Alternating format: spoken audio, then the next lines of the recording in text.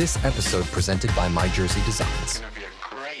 Hey, it's Dell Jackson. We got a first here at LLhoops today. LLhoops Shoot Around, starring Andy Herr and Coach Kris Uffner of the first place Lebanon Cedars. How you doing, Coach? I'm doing great, Dell and Andy. Thanks for having me. And how you doing, Andy? I'm not sure what I'm doing here. I'm talking to the two most popular guys in Lancaster Lebanon League boys basketball right now. So normally I would say my job is to sit here and look pretty, but we know that's not even possible. So I'll just be along for the ride, I guess. But I'm good. Not today. I like it. Let's hop right into it with Coach, okay? All right, Coach. Like you and I talked off camera a little bit. Let's talk about the emotion of that first win that you guys had versus Oxford on the road too. Yeah, so hard to put it into words, honestly, after the first 2 years. You know, I think the best way to sum it up would be, and I know I expressed this to you, Dell, off camera, but there did come a point in the game to where we were shooting some foul shots. It was a very physical game, sloppy first half, but physical game.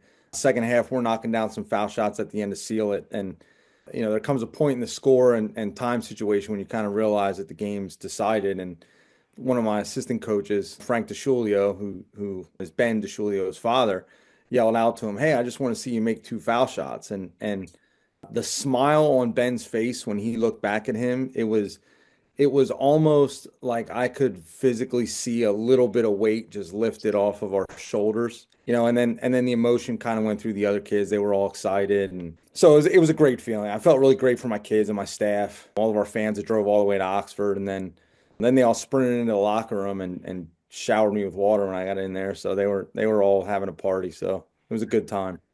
Let me ask you this coaching question. We'll go into a little coaching here. So I know you and I talked off camera. I went through this thing once where we had a tough win-loss season. But what's your mindset keeping the kids positive and working through and trying to get better each day? I mean, how do you sell that to your kids? Yeah, that's a great question. Honestly, it's not an easy sell. I think that's part of my coaching experience from being at Lebanon Catholic all of those years that helps me personally a little bit. You know, being in the LL and at a single A school all those years, there were times where, you know, we were really playing to get ready for districts in single A in the league. Yeah. And that meant our record wasn't always pretty, but we always had to kind of preach to the kids to keep in perspective kind of where we were and the competition we were going up against relative to who we were going to see come districts. You know, we're not in that same situation, we haven't been my first 2 years at Lebanon, but I did try to preach to the kids when I could to keep in perspective, you know, the competition, age, and skill level of some of the teams we were playing and kind of where we were at, some of the youth that we were playing, and pretty much pitched it as them getting game reps that normally freshmen and sophomores at Lebanon don't get a lot. You know, they don't get 22 starts in a year as a freshman and sophomore. So I'm just kind of preaching that the long work would hopefully pay off at some point. And it seems like for that class that's been with me now the entire time I've been there, that some of it is starting to kind of come together for those guys. So hopefully we can keep it rolling. Andy, what you got for Coach? We're gonna cut Coach loose here in a little bit, but what do you got for him before he goes? Yeah, Coach, first of all, obviously congratulations. So happy for all you guys. You guys have been going through the ringer for the last 2 years, like you mentioned. I guess my question would be, you didn't just follow, well, first of all, you won the Oxford game, right? We got that, and that was the cute celebratory story and everything. But then you go and follow that up by winning the championship this weekend. So you're now at 3-1.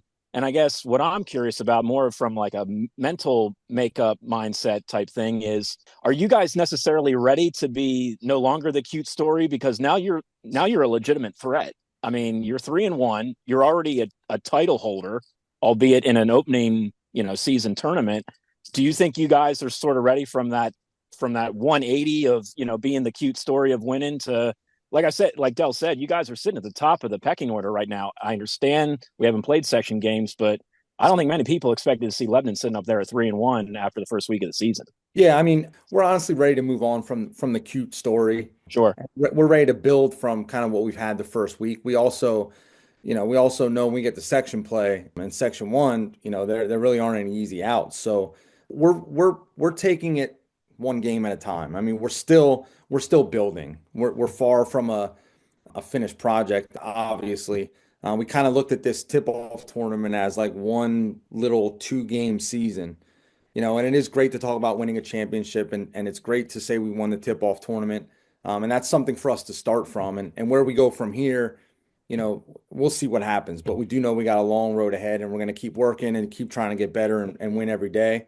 And that's going to still be our focus, because I don't anticipate us going from 0-22 2 years in a row, doing a complete 180. There's still going to be some peaks and valleys in the rest of our season, and we're going to have to learn with this group how to learn from both of those scenarios, the ups and the downs. Yeah. All right. Yeah. Coach, I'm going to cut you loose here. We're going to talk to Andy. Congratulations. We will see you down the road. Keep your work up. Like I said, we're pretty proud of you, and keep your nose to the grindstone, big guy. All right. Thanks, guys. Take care. See you soon. You got it. All right, Andy, tell me what you've been seeing, buddy. Well, right now I'm sitting in my car at Pequay Valley High School. So I'm still on the grind even after the game, I guess. So just got done seeing Pequay Valley beat Biglerville 62-43. Had a lot of turnovers in that game. Felt like I was at a bakery seeing a lot of turnovers. But yeah, Pequay Valley ended up winning, going away. Nice little game for them. I know they had a tough stretch to the season. If you remember, they only lost to Garden Spot by 4 in this building, and we know how high I am on Garden Spot. So that was a nice game. A sort of like, maybe there's something here with Pequay Valley. So yeah, they won 2 in a row. I know they have a big game with Northern Lebanon at home coming up on Friday. So that'll be a big game in the Section 4 pecking order. But just overall, from the first week, I mean, how do you not talk about the guy we just had on, right? Yeah. I mean, like I told Coach, I mean, we can celebrate them all we want, but like they're 3-1. Like they're not 2-2 or 1-3. Like they're 3-1. And I understand like Warwick's coming up for them this week and everything, so it is going to get real. But 3-1 out of the gate ain't too bad. Other teams that come to mind, Manheim Central's 3-0. Yes, that was a team that went to the state. That's a surprise a little bit, I think. A little bit. I mean, they didn't lose a ton of seniors. They lost important seniors, but they still went to the state playoffs last year. And remember, they're going down to Section 3 this year, which is the home of LS and Donegal and teams like that. And oh, by the way, there's another team in that same section, Octorara. They just so happen to be 4-0. So right now, Section 3 is doing a whole lot of mail carrying for the league right now. We got to start with the defending league champs too, beating Exeter and Chester this past weekend. I don't care what year it is. Chester packs a huge punch whenever you can beat a team like that. So they're 2-0. I know they have Weiser coming up, who beat Garden Spot on Friday, I believe it was, in overtime. All these games run together, my guy. I'm struggling to keep up, but Section 2 wise, Calico at 0-3 is pretty surprising. I didn't really expect to see that. They have a big pivotal week coming up. Warwick, same old, seem to be running away with it through 1 week. Again, I put that caveat out there that we haven't played league games yet. I understand that, but so far Warwick looks like the class of the section. And then we got the Penn Manor Comets too. Shoot, talk about a surprise. I didn't see that. I did not see that coming personally. So a lot of good stories out of the first week. Things like Coach said, things are going to get real for a lot of teams here, but why not celebrate these good stories while we have them? And, maybe they can keep going into the Christmas break and then into January when things get really, really real. So. Yeah. Very, very good. Very good. So you've seen a bunch of games already. And yes, sir. I'm sure you're going to see some more games coming up here. And we have our live stream coming up this week, don't we? Yes, sir. On Wednesday, we have a really good game too. A Country Day is at Mennonite, which is going to be a mammoth game in Section 4. And for my money, that's a game of 2 could-be district champions, Country Day in 1A and Trinity in 3A. So, yeah, that's going to be must-see television. Talk to our crew. Our crew's expecting to be there on Wednesday. Hopefully things go off without a hitch. And, yeah, the fans can get a good look at a really knockdown, drag-out type of game to start the season with, 2 really, really good teams. That's cool. I'm looking forward to seeing us. Even if I'm sitting here, I'll be watching. So we got Warren Gooding back and John Graham back and Bruce Bagley pushing keyboards, and we got another helper this year, Joe Schindel. What's he been doing for us? He's been doing all the dirty work. He is the guy who isn't necessarily the starter on the team, but he'll get all the rebounds and loose balls and stuff like that. So Joe's been a massive, massive help for me, helping get track of all the rosters, getting those put it onto the website. He's also basically pioneering a new, I'll call it new because we haven't done it in a few years. I know you used to do it, basically the top 10 leading scorers of every given week. So I know this year, Michael Lauer of Penn Manor had 31 in the CV win. Elijah Schlebach, the microwave who just rolls out of bed and scores 20 every night. He happened to score 31 with Lauer against Millersburg this week. So he's going to be coming through the boxes that the coaches send us and things like that. So that'll be a cool little feature to have, to see the kids get their names in there. But yeah, he's been doing all the dirty work. He's going to be running the camera, it sounds like, on Wednesday too. So hopefully while the action's down at one end, he doesn't have the camera down at the other end. So yeah. we'll see what we got. But no, I mean, it's all hands on deck right now. And, I can't appreciate him enough. So it's like everything else, you get better at the more you do something, That's right. That's right. The more you cover the games, the more, the more you practice, the better off you get. It's just kind of the way it is. All right. Hey, let's talk a little about LLhoops Instagram. I mean, I'm not a big Instagram guy until this year, and all of a sudden I've been like tuning in left and right. It's like, oh, we got 90,000 hits or 9,000 hits. Crazy. So what's going on with that?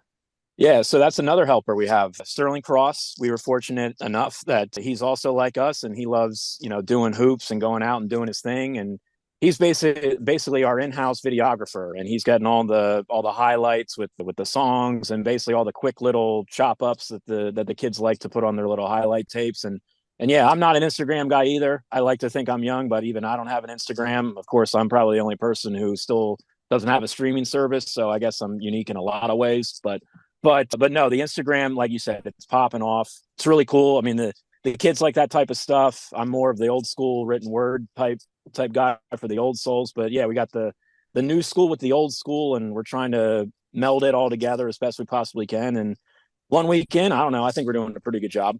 Yeah, I'm going to be interested to see what Sterling does with some of our editing today. Maybe he can take some of my ahs and ohs and maybe knows and all that out of there. He said he can edit it out. So I said, you can edit it out, but you can't make me sound better than what I actually am talking. So this is gonna be a first take, and we got it. We don't have to edit this. This will be a first take. I like it. Well, and the game plan for everybody that's watching this tonight or tomorrow, whenever we post this thing, is for us to have a bi-weekly show, talk about what we've seen, maybe get a guest on like Coach Uffner, get somebody, maybe even some of our sponsors on, and say, okay, why is this a good fit? And to see how it goes. And I talked to Sterling tonight, and one of the things that he wants to do is incorporate some of the things we did at LL Media Day at LMP and have, maybe Coach Uffner's interview as part of this thing. So I think that's going to be pretty cool. I really do. Really do. So what's on tap for this week besides we got our live stream? What do you got? Looking forward, or is it too early? I have a game plan lined up. Probably, again, whenever you guys see this, maybe tonight, it'll be Donegal and Manheim Township. So here's what's weird. Right? Like, this is my 7th night out. I have yet to see an LL on LL crime type of game. I have no LL versus LL matchups under my belt yet. So at some point that's got to end. So why not end it with Donegal and Manheim Township? The most fitting place of all possibilities to end it right at the epicenter, right? So that's tomorrow on Tuesday, as you guys see this. Wednesday, yeah, I don't know. I'll figure it out. These games are running all together. I mean, I'll tell you what, though, I do enjoy doing the scores and everything. I love doing that. I know that's sort of yeoman's work. I love doing it. So, but yeah, all these scores are running together, and this schedule's with that schedule, and I don't know. You put me in a gym, I'll be there, and I'll have a good time. So that's all that matters to me. We'll post the scores up, and they'll be there for everybody to see. And I know we had something else special happen this week at Penn Manor. I know you weren't there, but they named the gym, the big gym, they used to call it the competition gym after Harry Fry. And it was interesting. Wally Walker was there and some of the old teammates were there and he didn't quite make it. He was very ill, but it was a cool moment for Penn Manor. Very, very, very cool. I think so. We're still working on getting some names up there for 1,000-point scorers, and Wally Walker will be part of that, and our guy Ethan Benny from last year will be part of it as well. Yeah, there ain't many comments on there, but the few and the proud, right? I mean, Jordan Gibbs, I know I helped track down his point total. That was a fun assignment to do. So yeah, I know I have a little bit of sweat equity into that banner, so I want to see it up there. I want to see it up there. Yeah, well, if the Comets keep playing like they will, maybe we'll see the Comets and the Cedars battling for first or second place. You know what I'm saying? No, at this point, you can't knock it. Coach Uffner it might be good we don't have Coach Uffner here with us. He might not want to go that far, but I will. I mean, like you say, it's early, and I know. It is. I mean, if we had Coach Gooding on, he would talk, and I know I would talk too. It's like those first 10 games are very important because they kind of set the tone for the rest of the year. And if you guys lay an egg coming out of those first 10 games, I'll bet you 10-1 you're not going to make district. I bet you 10-1, Nope. But if you come out of those first 10 games, you're 6-4, you're looking at things, you're saying, you know what? We got a shot. We got a shot. And what else can you ask for? We're going to get better, and the kids believe because they won a couple games. And, we're going to go forward for that. So, well, hey, thanks for everything this week. I think things are going in the right direction. We'll try to do this maybe every other week. We'll get some guests on, and maybe we'll get a couple of surprises on before we're all done. But I'm kind of excited. We haven't done this for a couple of years. We did it a couple of years ago. It was a different format, but I think this format's going to be a winner. Personally, that's just me. I think it's going to work. I think so too. I think we got a good little product, and hopefully I don't have to do the next one from my car, but I'm a good soldier. I'm willing to do whatever it takes. Maybe you can do the next one from the snake pit. Maybe then that'd be all right. Last season. I don't like that, but it's the last season for that place too. Well, a lot of these old gyms are going away. Maybe we got to do that. We'll do one from the snake pit and one from the Dutchman Dome and all sorts of good stuff going on. Yes, sir. Open up some new gyms. So, hey, thank you, big guy. We'll talk to you. You got it. We'll continue to check out the app. We'll continue to check out what's going on. And for the people that are watching, it won't be live tonight, but once we get it up, we'll get it up within the next couple of days. That's for sure. Thank you, buddy.